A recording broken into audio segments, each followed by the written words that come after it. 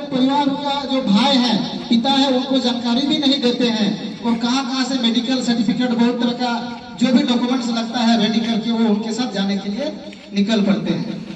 और जैसे ही वो निकलते हैं, जाते हैं स्टेशन से हवाई अड्डे तक एरोप्लेन में चढ़ने के लिए, जैसे गाड़ी में चढ़ते हैं कुछ देर के बाद उनको पता चलता है कि हमको जहाँ जाना था गाड़ी जो है कि वहाँ नहीं जा रही है, हम किसी और स्थान पर जा रहे हैं। गए, जाने के बाद उनको जिस उद्देश्य के साथ जिस काम को बोल करके लेकर के गया था वो काम तो वहाँ उनसे नहीं कराया जा रहा है। पता चला उनको जो कि टॉयलेट में भी काम करना है और जो है कि जो मजदूरी का काम है वो आपको करना पड़ेगा, जो सैलरी था उससे भी आपको कम मिलेगा। तो बेचारे वो क्या कर सकते हैं, अपना घर से तो वो निकल पड़े, जाने को वहां चले गए। अब जो है कि लौटने के लिए भी उनके पास पैसा नहीं है तो वो नहीं लौट पाएंगे। मजबूरी में जो है कि उनका गुलाम बन करके उनको वहां रहना पड़ता है।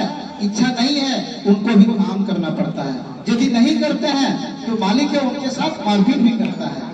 और कभी कभी तो ऐसा भी होता है इतना कुछ करवाने के बाद भी उनको पैसा नहीं मिलता है, कारण हम लोग हमारा जो अधिकार है उसको नहीं जानते हैं।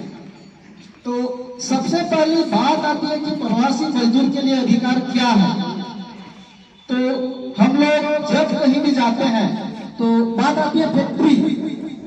फैक्ट्री आप किनको कहेंगे?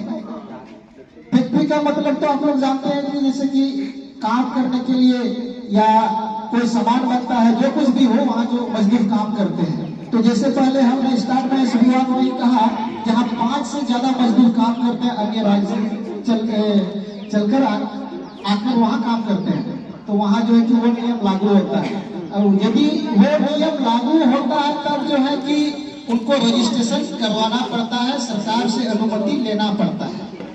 तो जब वो मालिक रजिस्ट्रेशन करा लेते हैं, अनुमति उनको मिल जाता है, काम जब स्टार्ट कर देते हैं तो वो जो है कि उस काम को अपने से नहीं संभाल पाते हैं और वो लोग क्या करते हैं कि कॉन्ट्रैक्टर को कॉन्ट्रैक्ट में काम दे देते हैं।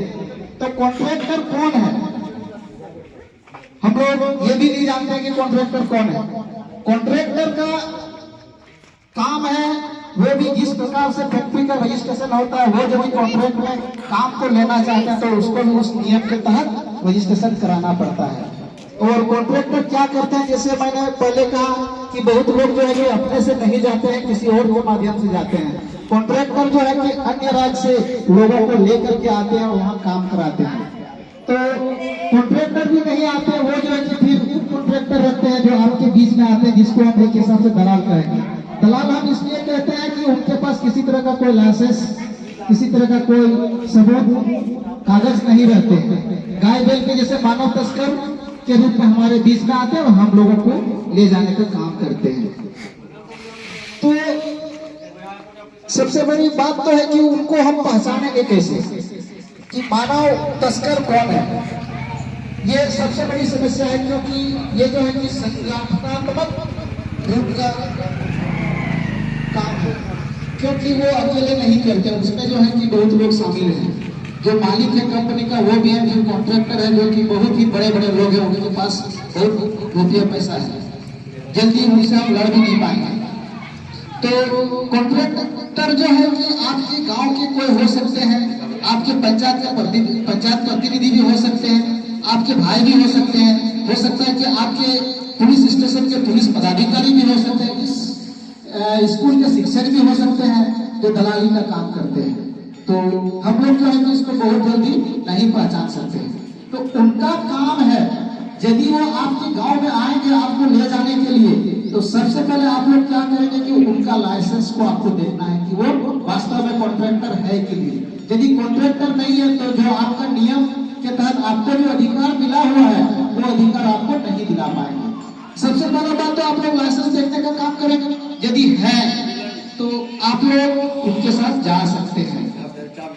जाने के बाद उनका काम क्या है, जैसे ही कॉन्ट्रैक्टर आपको आपका गांव से लेकर के किसी कंपनी में लेकर के जाते हैं तो पहला बात है कि आप लोग देखे ही होंगे बहुत मजदूर जो है कि घर से तो काम के उद्देश्य से निकल करके चले जाते हैं कंपनी में।